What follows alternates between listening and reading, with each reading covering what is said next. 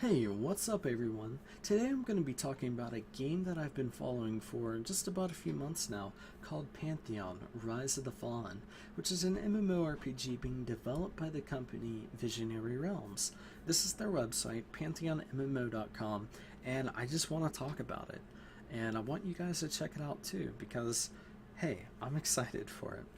Pantheon, Rise of the Fallen takes place on the high fantasy world of Terminus, a widely diverse land formed from fragments of many different realms and times, bringing with them their unique civilizations and deities. Explore long-lost realms as their people and cultures vie for power and form alliances, struggling to gain a foothold in an unfamiliar world. Uncover civilizations and awe-inspiring locales that offer incredible adventures for you and your friends to experience. Enter a world where the environment itself tells a story and where content is always king. And that right there is what initially got me hooked on Terminus. It got me interested. Especially when I read that it is a lore-rich and deeply complex world where environmental storytelling is central. That's one thing that I really liked about Star Wars The Old Republic. I really didn't care about in-game content, PvP or PvE wise. I enjoyed the story about my Sith Marauder from, level 1, being an apprentice, all the way to being the Emperor's Hand, at max level. Sorry for the spoiler, but the game's been out for like 4 years. And that's what I really liked. I loved the story, and Pantheon is going to be focusing on the journey from level 1 to max level.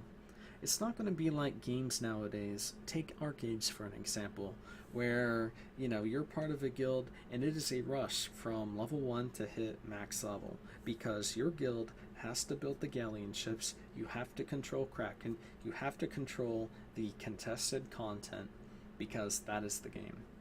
We're all spamming our F key at the quest hub just to accept and turn in quest.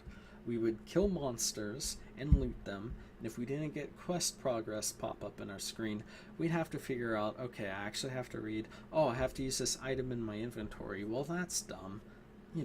That's what I got from Arcade. It was just, hey, let's hurry up and level up, hurry up, level up, hurry up, level up, and then, everyone got bored. And this isn't about Arcade though, but this is the comparison that I'm making. You immerse yourself in a group-focused, intensely social game, play using classes that complement each other, encouraging teamwork. That's something that I like. Colored mana. Hey, that's something new to me. I'm used to just my regular mana and nothing else. So I'm interested in, how the colored mana is going to work, if the environment has an effect on what mana regenerates or if it depletes it. Battle harsh climates of the world. It can and will affect your character. So yeah, if you're a wizard, and this is going to be important for wizards and probably some other classes, if there's a blizzard on the mountaintop that your party's fighting at, your ice spells are probably going to be amplified. So instead of one ice bolt, you're going to be shooting 3 or 5 ice bolts, have a reduced mana cost, or you might not have to have a torch in your face to keep you from being frostbit. So there's a lot of different ways the environment will affect how you play, and you can read all about it. I won't go into it all because I probably won't be able to say it right. But choose from a variety of races to play. Delve into their epic backstories, and let me tell you, some of the stories about the different races, most of them are out of this world, and some are extremely out of this world. Like gnomes, you have to read up on the gnomes, and I really enjoyed reading up on the halflings too. There's some really, really cool backstory to all of the races already, and they're just adding more and more to it. Discover meaningful questing that is optional. So if I don't want to kill, the spider boss and, the spider cave, I can skip that, or I can go back later and I can go somewhere else. Carry on your legacy with Progeny. Retire a character and have his or her child resume the adventure. I'm I'm all for that because I feel like that would encourage, playing, in alt, experiencing a different path. And for role players, you guys might love it. Relying on your senses as your character's own intuition may lead you to important discoveries. That is part of the perception system, which is basically a pop-up that occurs when, you trigger something. You see, your character sees like a rune or a carving on a tree, and it tells you about it. And your rogue might notice that carving on a tree, but the wizard, the wizard won't, notice that. But when it comes to the rune, the wizard knows all about that. Or as your rogue, you might have to, read up on your magic history books to figure out what that rune means. So I'm excited there. I want to explore.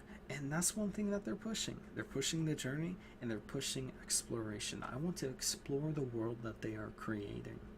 And I want to learn more about it. You can quickly equip situational gear as you move from one climate to the next. So, your frost robe, that'll buff you up when you're in that blizzard. Or, hey, you got your rubber suit for the storm so you don't get electrocuted, or, you have lightning resistance, who knows? I'm really excited to see all the different types of gear that is going to be available in Pantheon just for, dealing with the environment. And dual targeting, I think that's pretty cool because, one thing I hate is having to click or hit tab to target a mob, debuff it or do whatever I was going to do to it, and then have to hit one of my hotkeys or click on my raid screen for to target someone who needs healing in my group, if I'm playing a healer. So I think, being able to hit your tilde key to maybe swap between the two targets, be real easy. And some people already do this and stuff with mods. There's plenty of customization out there, but I think that'll be really cool. And definitely respect your surroundings. This is the Pantheon difference, and MMO evolved. So it's more social and has an emphasis on cooperative play. Hey, that's great. I love cooperating. You'll need friends in the game, and your reputation can either help you progress or hinder it. So Billy McBetface, who's talking in all caps and, throwing out racial slurs, you're probably not going to progress very well in Pantheon. This isn't the game for you. This is the game for, more, let's just say, for mature MMORPG gamers. Guys, hey, it's almost like real life in the workplace, Just be somebody, be amicable. Get along with everybody, and you're going to have a decent time. You're going to have a good time in Terminus. The atmosphere and climate system. It talks more... Oh, there we go. There, it talks about the Call Lightning spell could deal more damage than a typical lightning bolt spell, but could only be cast if there's a storm in the region. So, the environment is going to be really important. Powerful spells and abilities. You're not just going to get a ability just by leveling up or talking to the trainer. You might have to find the wise sage hiding in the depths of a dungeon or at the top of a remote tower. Dynamic NPC encounter groups. So, as you guys are grinding and stuff, some zone events can occur. And I'm really curious on how they're going to do that. I think that's going to be a lot of fun. You have NPC dispositions and behaviors. So, each mob will have a different disposition. Sorry, I can't really talk. I need a drink of water. I haven't talked for this long for a long time. I say the word long a lot. I'm not as long-winded as I thought I was, but that's okay. It is too early to go in a lot of detail, but, some of the different dispositions can be like a mob. You're attacking it with your group and your healer heals you, and all of a sudden that mob targets the healer. Not because the healer pulled, had enough aggro from the healing, but because the mob recognized, like, whoa, hey, my target just got healed, I want to take out that healer. Something similar like that. I want to say it's almost separate from an aggro system. I'll be very curious on how they get that to work. Situational gear for your environment, or, you know, if you're facing undead, you know, hey, your holy hammer of awesomeness, use that to kill all your skeletons, even if it has lower stats than your, you know, superior hammer of awesomeness, but it doesn't have the holy effect. You know, so you'll do more damage with your holy weapon than the non-holy one. So yeah, that's pretty neat. A lot of RPGs, they kind of have that set up, and it's something, you know, like I can kill ghosts and wraiths in other games, but you're just using the same weapons. There's no incentive to, you know, hey, swap to the undead type weapon. The perception system, you know, that's something I already talked about a little bit about, and I'm looking forward to it. I think it's going to be really cool. One of the things I'm going to be doing is exploring a lot, and I want to basically have a collection of all the perceptions that I perceive. So here are some pre-alpha screenshots of Pantheon right now. This is Black Dagger Keep. They showcase it in the live stream, which I'll link down below. And that's one of the things too that got me interested in Pantheon. You know, this game, I love the look of it now. Even though it's not even done. Most of these models are placeholder. The textures are going to be fleshed out and more detailed.